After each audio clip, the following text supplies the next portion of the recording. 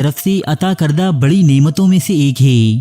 آزادی کا مطلب وہی سمجھ سکتا ہے کہ جس نے کبھی اپنی زندگی کو غلامی یا پابندی سلاسل رہ کر گزارا ہو، یا پھر وہ کہ جس کے لب اپنی رائے کا اظہار کرنے سے بھی قاصر رہے ہوں۔ لیکن ہم ان تمام باتوں کا کرب کبھی محسوس نہیں کر سکتے، کیونکہ ہم نہ صرف آزاد ہیں بلکہ پیدا ہی آزاد ہوئے ہیں۔ مگر دوستو، یہ آزادی ہمیں پلیٹ میں رکھے کسی کیک کی صورت نصیب نہیں ہوئی، بلکہ ہماری اس سرزمین کے بہت سے بیٹوں نے نہ صرف اپنی زندگیاں بلکہ اپنی جانیں بھی اس آزادی کی خاطر قربان کی ہیں۔ ان میں سے بہت سے فریڈم فائٹرز کا تذکرہ ہم ہر جشن آزادی کے موقع پر کرتے چلے آئے ہیں، لیکن آج ہم آپ کو ایک ایسے پروانۂ آزادی کا قصہ سنانے والے ہیں جو نہ صرف پاکستان کی سرزمین پر پیدا ہوئے بلکہ انہوں نے اسی سرزمین پر اپنی آخری سانسیں بھی لیں۔ یہ اپنے دور میں اتنے مقبول تھے کہ انہوں نے شہرت میں مہاتما گاندھی اور قائد اعظم محمد علی جناح کو بھی کہیں پیچھے چھوڑ دیا تھا، لیکن آج نہ تو ہمارے اسکولوں میں ان کے متعلق پڑھایا جاتا ہے اور نہ ہی ریڈیو یا ٹی وی پر ان پر مبنی کوئی ڈاکومنٹری نشر ہوتی ہے۔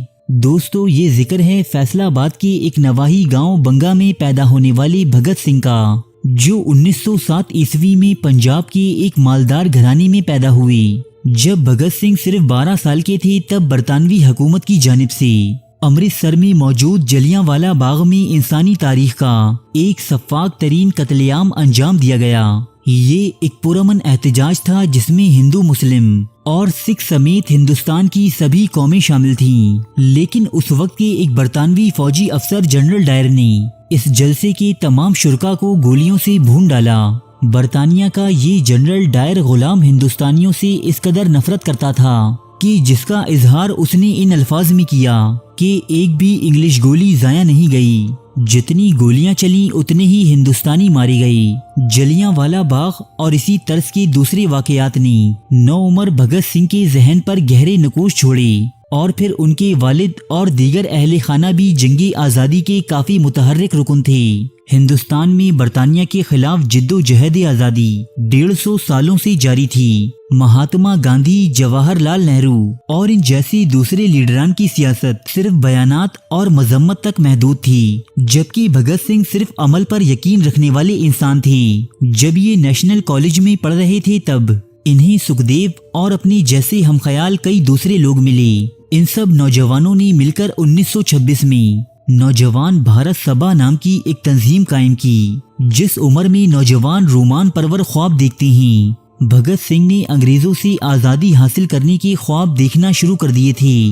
بھگت سنگھ کے والد، جو پہلے ہی اپنے گھر کے کئی افراد کو جد و جہد آزادی کے نام پر کھو چکے تھے، اب اپنے بیٹے بھگت کی قربانی دینا نہیں چاہتے تھے، اس لیے انہوں نے بھگت سنگھ کی شادی کروانے کا فیصلہ کیا، جس پر بھگت سنگھ گھر بار چھوڑ کر کانپور روانہ ہو گئے۔ یہاں انہوں نے بنگالی زبان سیکھی۔ بعد ازاں رام پرساد بسمل اور اشفاق اللہ خان کی بنائی پارٹی ہندوستان ریپبلکن ایسوسی ایشن میں داخل ہو گئی۔ جب کاکوری ٹرین ڈکیتی کے مقدمے میں اس پارٹی کی تمام مرکزی قیادت گرفتار ہو گئی تو بھگت سنگھ اور اس کے ساتھیوں نے دوبارہ اس جماعت کو اپنے پیروں پر کھڑا کرنے کا بیڑا اٹھایا۔ 1928 عیسوی جب ہندوستانیوں کی مستقبل کے فیصلے کرنے سائمن کمیشن ہندوستان پہنچا تو اس کی مخالفت میں لالا لجپت رائے نامی ایک فریڈم فائٹر نے احتجاجی مظاہرہ کیا۔ انگریز سرکار نے دن دہاڑے لاٹھیوں سے مار مار کر ان بزرگ فریڈم فائٹر کو قتل کر دیا۔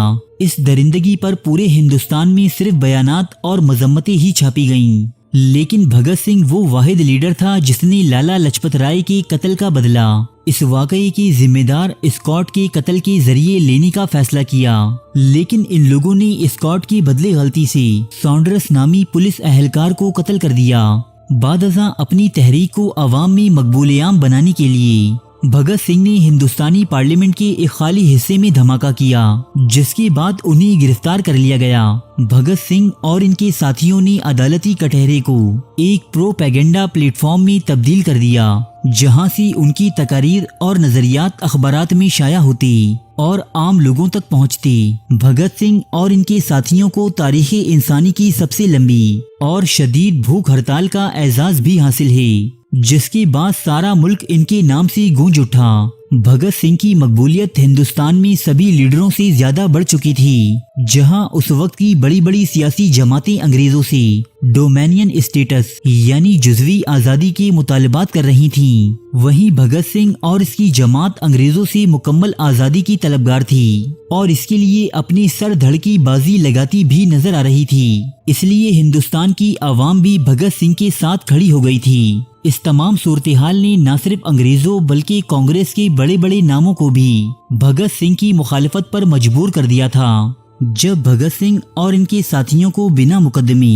और इंसाफ की फांसी की सजा सुनाई गई, तब महात्मा गांधी ने अंग्रेजों के इस इकदाम की कतई मुखालिफत न की, बल्कि भगत सिंह की फांसी को इनके कर्मों का फल करार दिया। यही सूरत-ए-हाल जवाहरलाल नेहरू और दूसरे लीडरान की भी थी। इसके बरक्स कायदे आजम मोहम्मद अली जिन्ना, जो उस वक्त बम्बई से रुकनी असम्बली मुंतखब हुए थे, आपने भगत सिंह की भूख हड़ताल से लेकर इनकी फांसी तक हर मामले पर हर प्लेटफॉर्म पर आवाज उठाई। भगत सिंह के हक में की जाने वाली कायदे आजम की तकारीर आज भी तारीख में महफूज हैं, जबकि तारीख महात्मा गांधी की जात पर हमेशा ये सवाल उठाती रहेगी कि उन्होंने भगत सिंह की फांसी रुकवाने के लिए आखिर कोई अमल अंजाम क्यों न दिया। शदीद अवामी रद्दी अमल से बचने के लिए भगत सिंह और इनके साथियों को इनके मुकर्ररा वक्त से पहले ही फांसी दे दी गई, जबकि इनकी लाशें दरिया में बहा दी गईं। फांसी के वक्त भगत सिंह की उम्र सिर्फ 23 बरस थी। भगत सिंह की फांसी को बरतानवी साम्राज्य की तबाही का फैसला कुन मोड़ करार दिया जाता है,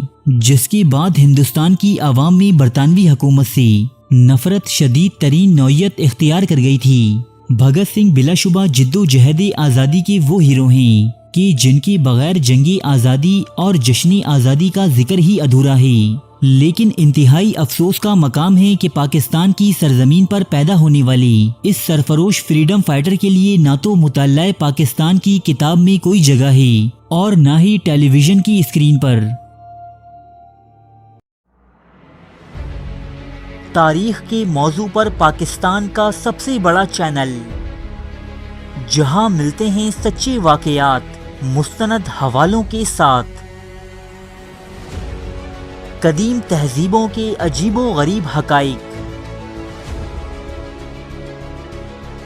अफसानवी दास्तानों के पीछे छुपी हकीकत,